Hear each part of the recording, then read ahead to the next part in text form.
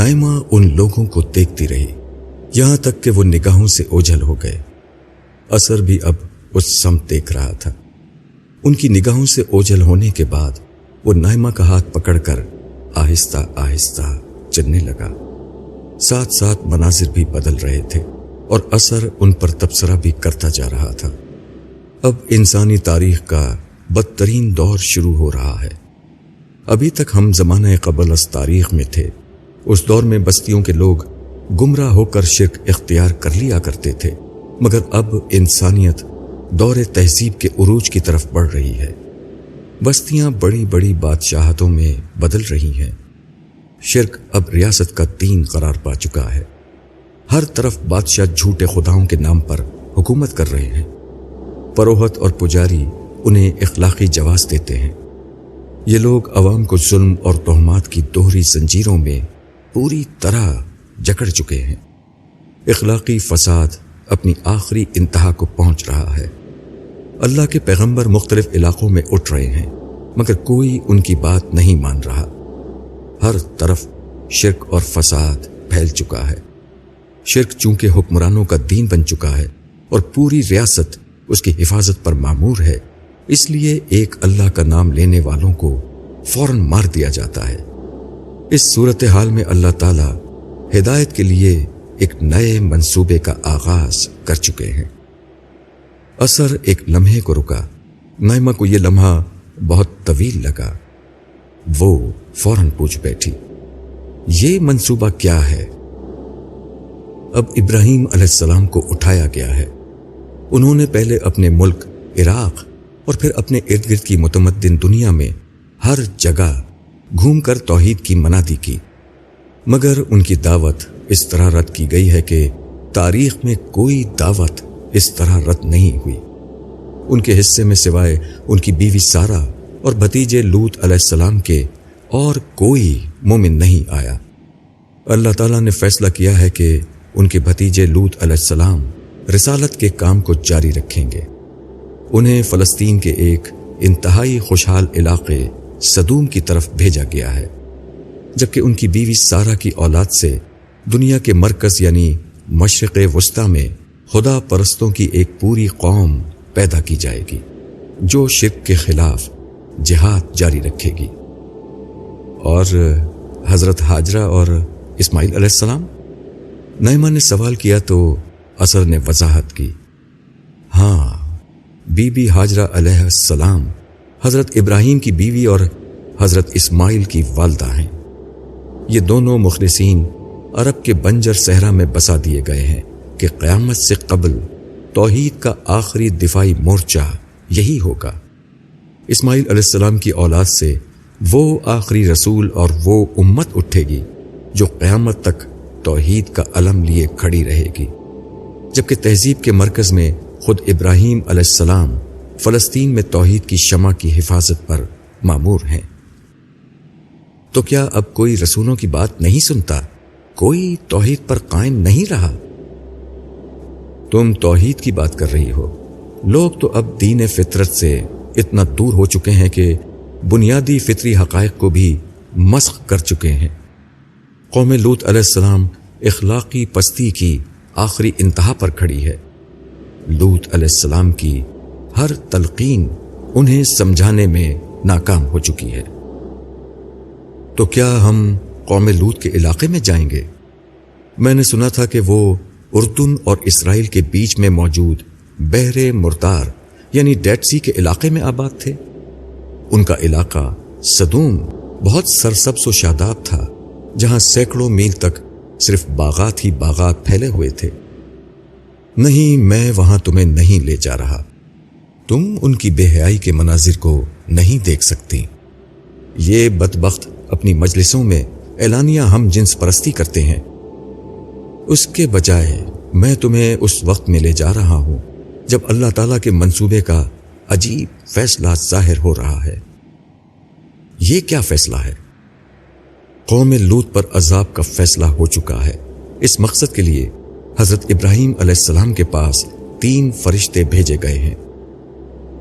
فرشتے قوم لوط کو ختم کرنے آئے ہیں تو جانا بھی وہیں چاہیے۔ یہ حضرت ابراہیم علیہ السلام کے پاس کیوں آئے ہیں؟ اثر کی بات پر نائمہ نے تعجب سے پوچھا۔ وہ فرشتے قوم لوط کو ہلاک کرنے ہی آئے ہیں، لیکن اس کے ساتھ ہی وہ ایک اور معجزے کو ظہور پذیر کریں گے۔ وہ حضرت ابراہیم علیہ السلام کو 99 برس کی عمر میں بی بی سارہ سے اولاد کی خوشخبری دیں گے، یعنی اسحاق علیہ السلام کی بشارت، اور ان سے یعقوب علیہ السلام کی بشارت۔ حضرت یعقوب علیہ السلام سے 12 بیٹے پیدا ہوں گے، جن میں یوسف علیہ السلام اور ان کے بقیہ 11 بھائی شامل ہیں۔ یہ سب اپنے والد کے لقب اسرائیل پر بنی اسرائیل کہلائیں گے اور ایک عظیم قوم کو جنم دیں گے۔ یہ قوم جو اگلے 1500 برس تک شرک کے اس سمندر میں توحید کا علم بلند رکھے گی۔ یہ گفتگو کرتے ہوئے وہ دونوں اس جگہ آ گئے جہاں حضرت ابراہیم علیہ السلام کی رہائش تھی۔ دوپہر کا وقت تھا، دھوپ کی شدت سے ہر چیز جھلس رہی تھی، ہر طرف گرم ہوا کا راج تھا۔ ایسے میں بلوط کے درختوں کا جھنڈ ایک جائے عافیت تھا۔ گرم ہوا جب پتوں سے لدے ہوئے درختوں تک پہنچتی تو سبزے کی اس سلطنت کے پہرے دار شاہ بلوط کے برگ و بار حرارت کی ہر رمق کو نچوڑ کر اس ہوا کو ٹھنڈا اور خوشگوار کر دیتے۔ اس جھنڈ میں درختوں کا دبیس سایہ اتنا گہرا تھا کہ تپتی زمین میں یہ قطع ارضی اپنے خوشگوار ماحول کی بنا پر جنت کا ایک ٹکڑا محسوس ہو رہا تھا۔ شاہ بلوط کی اس سلطنت کے قریب ہی ایک خیمہ لگا ہوا تھا۔ یہ خیمہ اپنے وقت کی روحانی سلطنت کے تاجدار، خداوند عالم کے فرما بردار، مسلم و مطیع، اپنے مالک کے غلام اور اس کے دوست خلیل اللہ ابو الانبیاء ابراہیم علیہ السلام کا تھا۔ کم و بیش 1 صدی سے ابراہیم علیہ السلام توحید کی جنگ تنے تنہا لڑ رہے تھے۔ عراق تا عرب اور مصر تا شام، متمدن دنیا کا کوئی خطہ نہ تھا جہاں حضرت ابراہیم علیہ السلام نے صدائے توحید نہ دی ہو، مگر کہیں سے کوئی جواب نہ ملا۔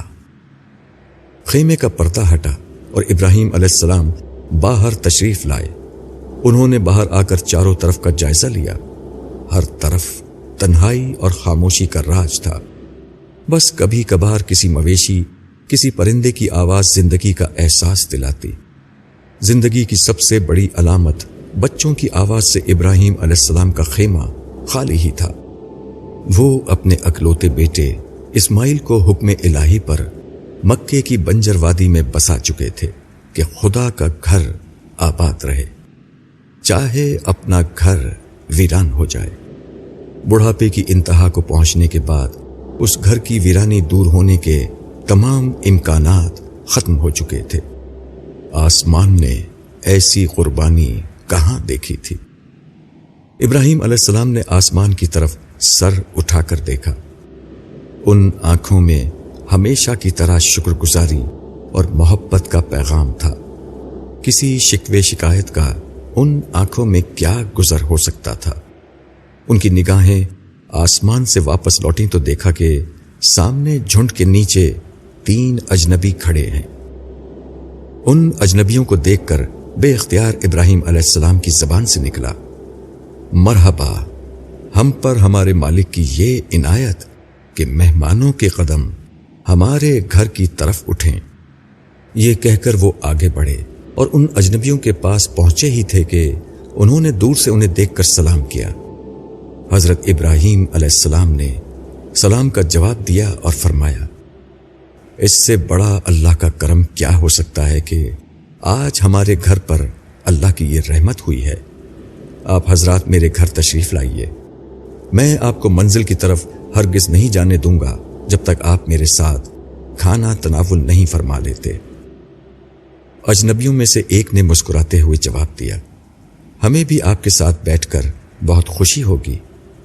حضرت ابراہیم علیہ السلام ان مہمانوں کو ساتھ لے کر اندر آ گئے، پھر گھر کے اندر جا کر خادم سے کہا، مہمانوں کے لیے اپنے مویشیوں میں سے سب سے زیادہ صحت مند بچڑا ذبح کرو۔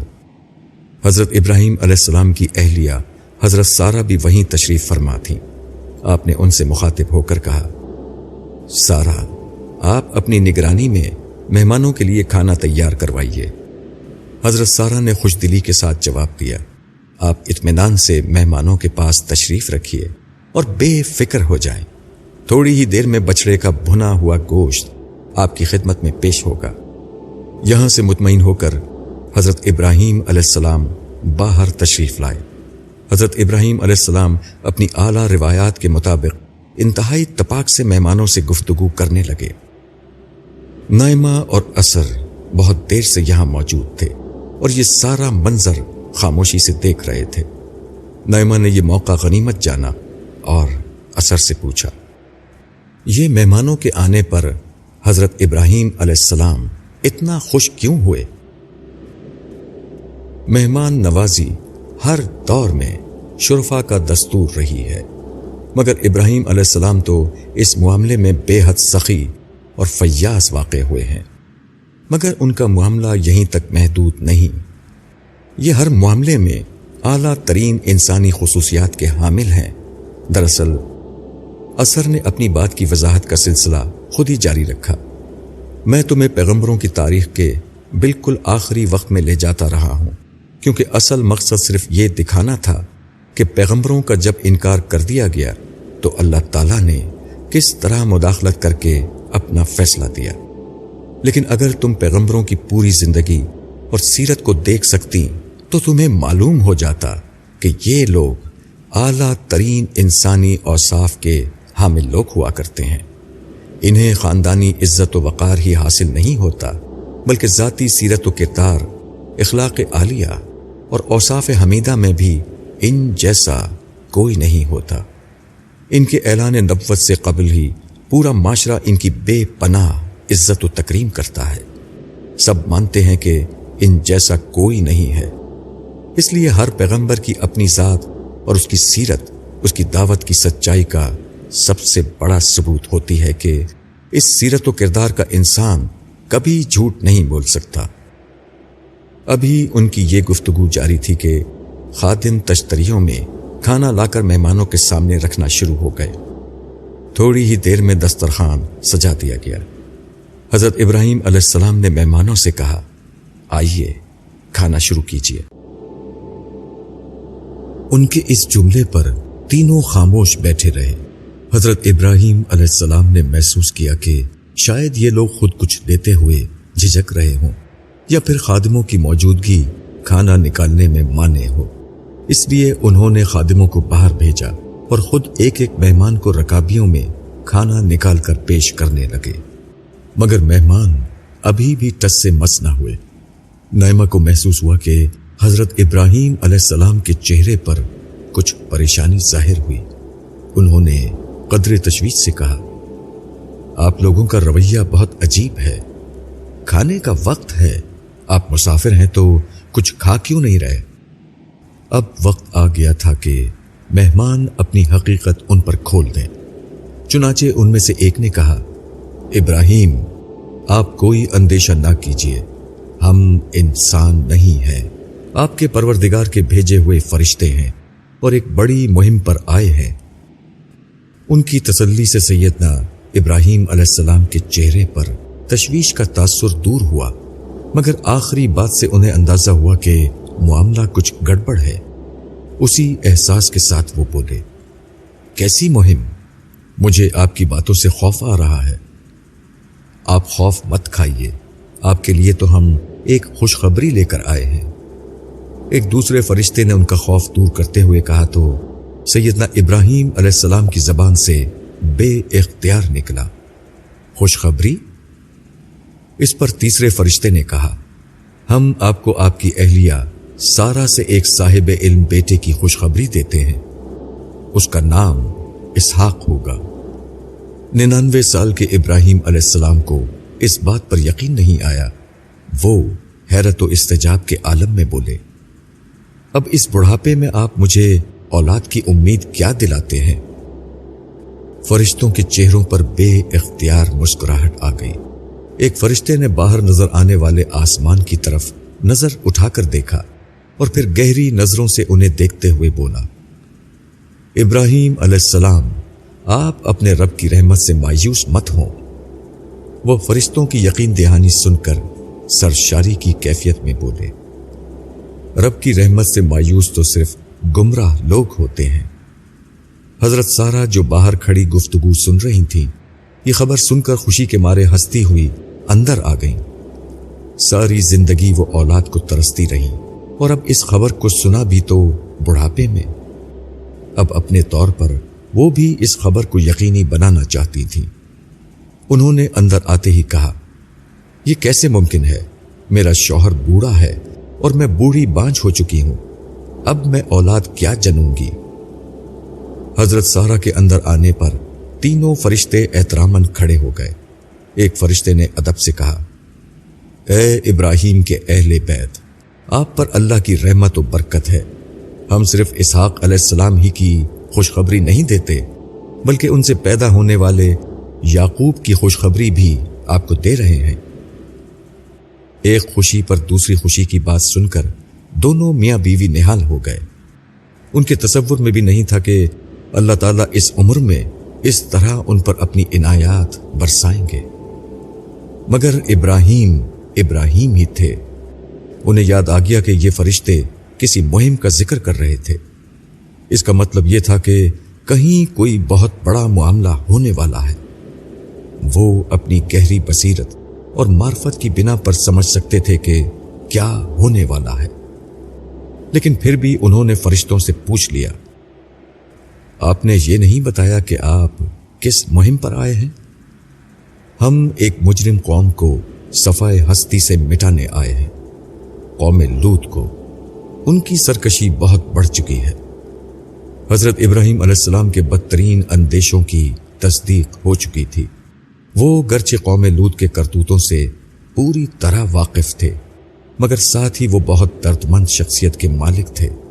انہیں یہ بھی معلوم تھا کہ عذاب الہی کا مطلب کیا ہوتا ہے۔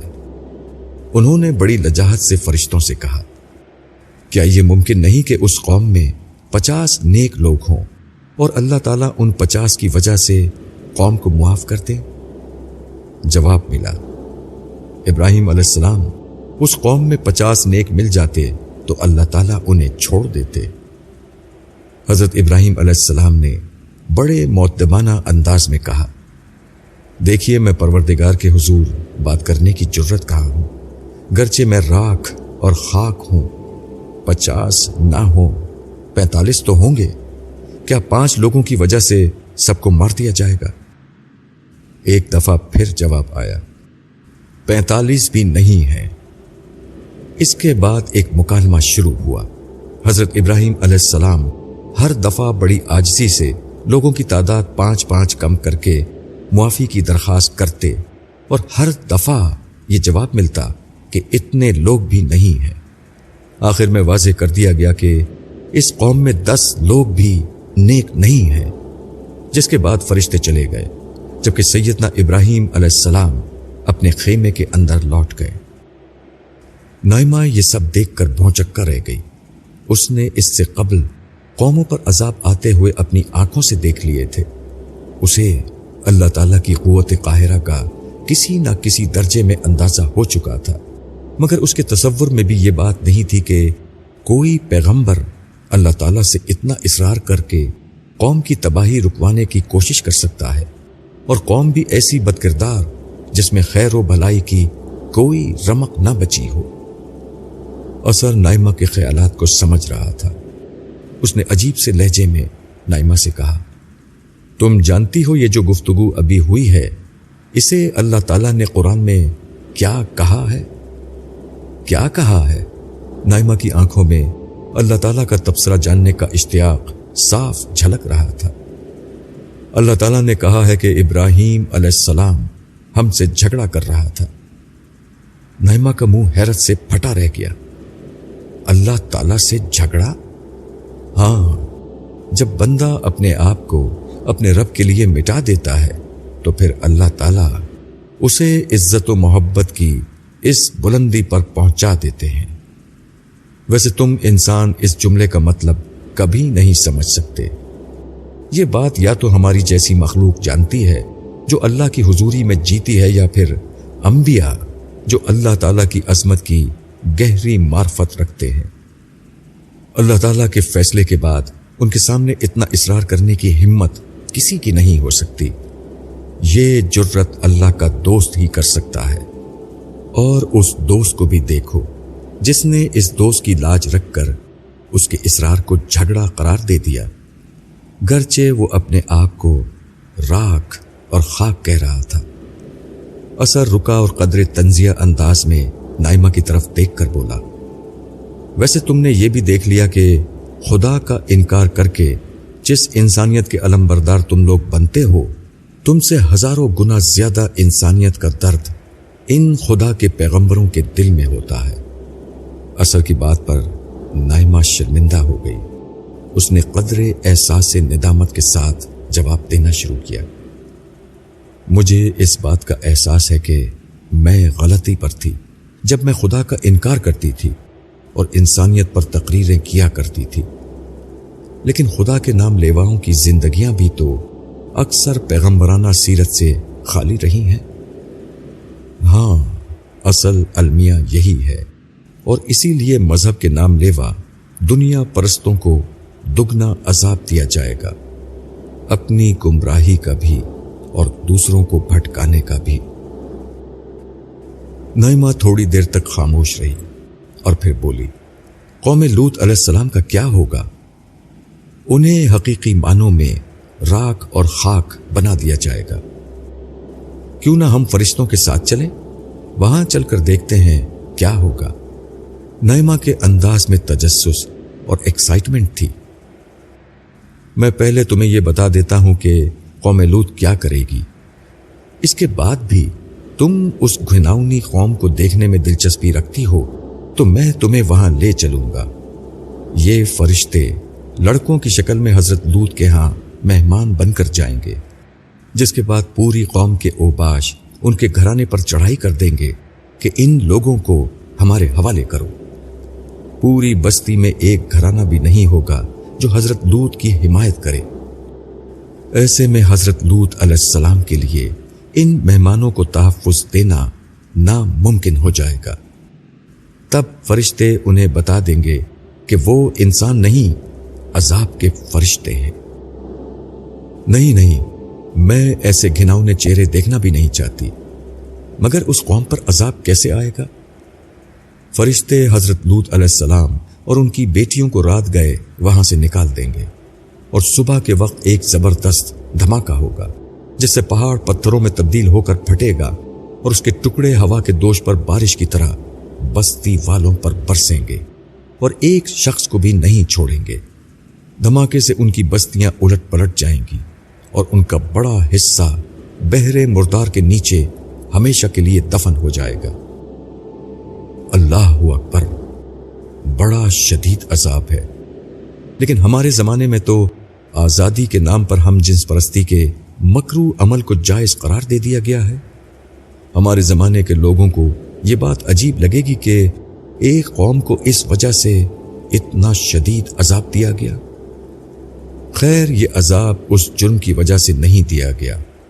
اصل سبب تو یہ ہے کہ ان کی قوم میں ایک رسول موجود تھا، اور اس کی دی ہوئی ہدایت کے باوجود سرکشی اختیار کی گئی۔ لیکن یہ جرم بھی کچھ کم سنگین نہیں۔ یہ اللہ کے خلاف ہی نہیں، انسانیت کے خلاف بھی کیا جانے والا ایک بڑا جرم ہے۔ یہ جرم کیسے ہو گیا؟ ہو سکتا ہے اکثریت ایسی چیزوں کو ناپسند کرے، مگر ہمارے زمانے کے ماڈرن اور پوسٹ ماڈرن سوچ کا کہنا یہ ہے کہ اگر وہ لوگ اپنی مرضی سے زندگی گزارنا چاہیں تو اس میں کیا حرج ہے۔ دوسری بات وہ یہ کہتے ہیں کہ بہت سے لوگ جینیاتی طور پر ہی ایسے رجحانات رکھتے ہیں، ان کے لیے تو یہی عین فطرت ہے۔ نائمہ نے اپنے زمانے کے مفکرین کے نقطۂ نظر پر اثر کا تبصرہ جاننے کے لیے سوال کیا۔ اس پر اثر نے قدر ترشی سے کہا، کسی نے صحیح کہا ہے، ذہانت کی ایک حد ہوتی ہے، حماقت کی کوئی حد نہیں ہوتی۔ مجھے بتاؤ، کیا اسی قسم کے بھونڈے عذر پیش کر کے تم کسی شخص یا افراد کو تشدد اور دوسروں پر ظلم کی اجازت دو گی؟ قاتلوں کو اس بنیاد پر قتل اور چوروں کو اس بنیاد پر چوری کی اجازت ہوگی کہ یہ ان کے فطری رجحانات ہیں؟ ہرگز نہیں۔ لیکن ہم جنس پرست افراد دوسروں کو تو نقصان نہیں پہنچاتے۔ نائمہ نے جواب دیا، وہ اتنی آسانی سے ہار ماننے والی نہیں تھی۔ یہ کسی فرد کے نہیں، پوری انسانیت کے خلاف اقدام ہے۔ دیکھو انسانیت کیا ہے، یہ کچھ اقدار کا نام ہے۔ یہ اقدار ہی انسانوں کو جانوروں سے مختلف بناتی ہے۔ ان میں ایک بنیادی قدر خاندان کا ادارہ ہے۔ یہ ادارہ مرد و عورت کے جائز تعلق سے وجود میں آتا ہے۔ یہی وہ ادارہ ہے جہاں بچے جنم لیتے ہیں اور انسانیت کا سفر جاری رہتا ہے۔ یہی کمزور و ناتواں بچوں کو طاقتور نوجوان بننے تک سنبھالتا ہے۔ پھر یہی جوانی کے بعد بڑھاپے کے شکار ضعیف والدین کو اس وقت اپنی پناہ دیتا ہے جب وہ کسی کام کے نہیں رہتے۔ ہم جنس پرستی انسان کی اس پیدائش گاہ، تربیت گاہ اور آرام گاہ کا تصور ہی ختم کر دیتی ہے۔ پھر یہ بھی یاد رکھنا کہ ہر غیر فطری انحراف ایک متعدی مرض کی طرح پھیلتا ہے، لیکن جنسی انحرافات تو وبا کی طرح معاشرے کو جکڑ لیتے ہیں۔ اسی لیے ہر دور میں انبیاء اور صلحاء بلکہ پوری انسانیت ان کے خلاف جہاد کرتی رہی ہے۔ لیکن میں نے پڑھا ہے کہ بعض لوگوں کے اندر واقعی ایسے میلانات ہوتے ہیں، وہ کیا کریں؟ نائمہ نے اس مسئلے کا ایک اور پہلو سامنے رکھا تو اثر نے کہا، وہ صبر کریں اور اپنی تربیت کریں۔ دیکھو انسانوں کا سب سے بڑا رجحان تو یہ ہوتا ہے جو کم و بیش ہر انسان، خاص کر مردوں کو، عمر کے کسی بھی حصے میں لاحق ہو سکتا ہے، اور اکثر ہو جاتا ہے کہ وہ کسی غیر عورت سے ناجائز جنسی تعلق قائم کرے۔ مگر اس مسئلے کو تربیت اور ضبط نفس سے ٹھیک کیا جاتا ہے، نہ کہ آزاد جنسی تعلق کو ہی عین فطرت قرار دے دیا جائے، جس کا نتیجہ بھی خاندان کی تباہی ہے۔ تم ٹھیک کہتے ہو، جرم فرد کے خلاف ہی نہیں ہوتا، معاشرے کے خلاف بھی ہوتا ہے، خاندان کے خلاف بھی ہوتا ہے، اقدار کے خلاف بھی ہوتا ہے۔ مگر آزادی بھی تو ایک چیز ہوتی ہے نا۔ کہیں ایسا تو نہیں کہ ہم اقدار اور معاشرے کی بات کرتے کرتے فرد کی آزادی کو کچلتے؟ بیشتر جابرانہ حکومتیں یہی عذر استعمال کر کے افراد کے حقوق سلب کر لیتی ہیں۔ نائمہ نے اب آزادی کے پہلو سے یہ مقدمہ سامنے رکھا۔ تم ٹھیک کہتی ہو، مگر اللہ تعالیٰ نے انسانیت پر یہ کرم کیا ہے کہ اس کا فیصلہ خود کر دیا ہے کہ کون سی اقدار مقدس اور ابدی ہیں اور کون سی نہیں۔ ہمارا کام یہ ہے کہ دونوں میں فرق کر لیں۔ ہر چیز کو اللہ کی طرف منسوب کر کے لوگوں پر پابندیاں لگانا نبیوں کا طریقہ نہیں۔ مگر کم از کم ہم جنس پرستی کوئی ایسی چیز نہیں جس کے جواز کی اجازت آزادی کی آڑ میں دی جائے۔ یہ معاشرے کی موت ہے۔ جس طرح کسی دو افراد کو اجازت نہیں دی جا سکتی کہ ان میں سے ایک دوسرے کو یہ حق دے دے کہ وہ پہلے شخص کی جان لے لے، آزادی کی آڑ میں انسانی جان کے تقدس کو پامال کرنے کی اجازت نہیں دی جا سکتی۔ اسی طرح یہ اجتماعی طور پر معاشرے کا قتل ہے، اس کی اجازت بھی نہیں دی جا سکتی۔ نائمہ نے اسبات میں سر ہلایا۔